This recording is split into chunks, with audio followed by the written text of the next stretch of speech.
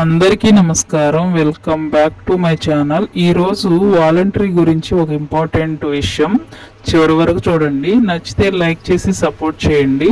నిన్న చాలామంది volunteer associations అందరూ కలిసి ధర్నాకైతే వెళ్ళినట్లుగా, అంటే ఆ ధర్నా అంటే శాంతియుతంగా చేయాలని నిర్ణయంతో వెళ్ళినట్లుగా తెలుస్తుంది.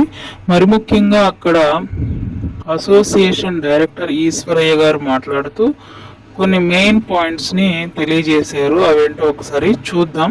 ఇంకా ఎవరైనా వీడియోని లైక్ చేయకపోతే లైక్ చేసి కాస్త సపోర్ట్ ఇస్తారని ఆశిస్తున్నాను. Thank you very much for your great help.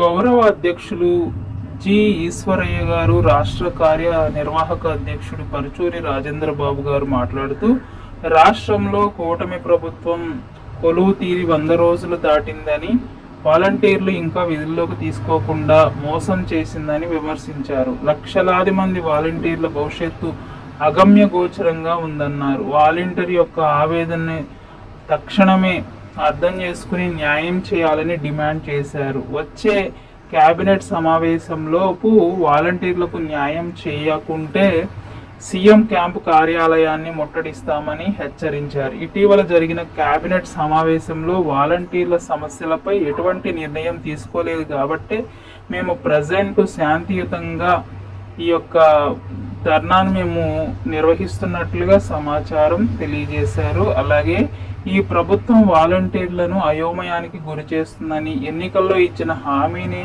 నెరవేర్చకుండా వారు రాష్ట్ర వ్యాప్తంగా ఉన్న 2,60,000 మంది భవిష్యత్తుతో వారు ఆడుకుంటున్నట్లుగా న్యాయం చేయాలని, విధి విధానాలను ప్రకటించాలని కోరారు. వాలంటీర్లను 10,000 గౌరవ వేతనం పాటు ఎన్నికల్లో ఇచ్చిన హామీ నెరవేర్చాలన్నారు.